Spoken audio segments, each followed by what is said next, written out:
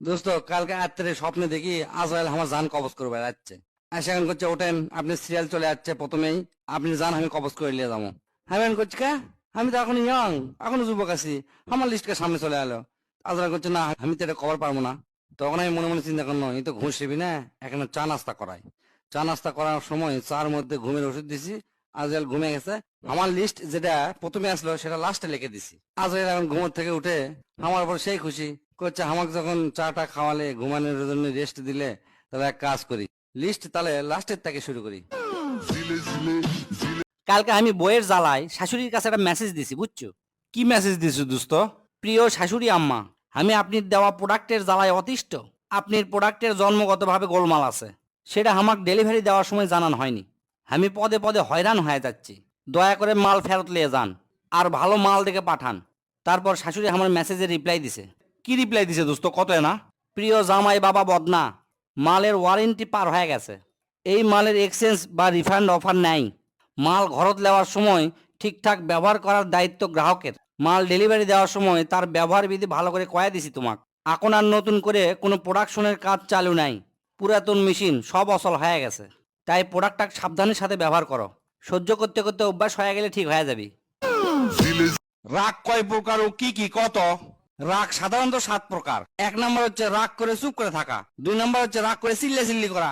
3 নম্বর রাগ করে কান্নাকাটি করা, এটা মেয়েরা বেশি করে। 4 নম্বরে রাগ করে মারামারি করা। 5 নম্বর হচ্ছে রাগ করে জিনিস ভাঙে। 6 নম্বর হচ্ছে রাগ করে একলা একলা থাকে। 7 নম্বর হচ্ছে রাগ করে না খায় থাকে। প্রিয় দর্শক, আপনি রাগ করে কি করেন কমেন্টতে না কয়ে দেন। কেবল আমি সিগারেট ধরে রাস্তাতে এক পাও দিছি, তাতেই দেখি সামনে অঙ্ক সার আসে হাজির। কি আর কর্ম, বেনসন সিগারেট ফেলে দিবারও পারিচ্ছি না। পিছনে লুকে লিয়ে মিচ্ছানা মাথা হালে প্রণামও করছি। এদিক মাথা হালার কারণে পেটত চাপ পরে পিছন দিয়ে পাদও বের হয়ে গেছে। এল্লা দিকে স্যার এমন কথা কলো, আমি তো ফুললি শ্রদ্ধা সাজে গেছি দোস্ত। কি রে কি কথা কছে? স্যার করছে বেঁচে থাক বাবা, আজকাল তো ইনকা প্রণাম উঠেই গেছে। তুই কি একমাত্র দেখনো যে ধূপকাঠি জ্বলে শঙ্খ বাজে আমাক ভক্তি করে প্রণাম করলু। আমার বউ মনে করে আমাকে লিয়ে সেই সন্দেহ করে।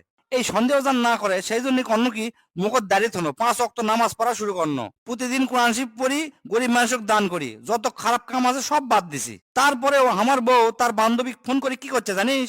কি করছে রে? করছে আমার স্বামীটা এই দুনিয়ার বেডি চুলের পিছে ঘোরা বাদ দিয়ে এখন বেহেস্তের হুরের প্রতি নজর দিছে। এ বদনা খারাপ হ। সায়েন্স আর্টস কমার্সের ভাষায় প্লাজো কাকে বলে ক? স্যার, সায়েন্সের ছাত্ররা উত্তর দিবি লুঙ্গিকে কেন্দ্র করে উল্টা পাল্টা ব্যাসার্ধ নিয়ে তৈরিকৃত কাপড়কে প্লাজো বলে। কমার্সের স্টুডেন্টরা উত্তর দিবি একটি গার্মেন্টস এর কর্মী দ্বারা লুঙ্গি তৈরি করতে গিয়ে বাট্রা ও জাবেদাকে একত্র করে যা বানাইছে তাকে বলে প্লাজো। আর আর্টসের ছাত্ররা উত্তর দিবি ইতিহাস খ্যাত বিখ্যাত প্রাচীনকালের নাটক আলিফ লাইলার বিশেষ চরিত্র জিনের জামা থেকে অনুপ্রাণিত হয়ে বানালো এক বিশেষ ধরনের পোশাককে প্লাজো বলে।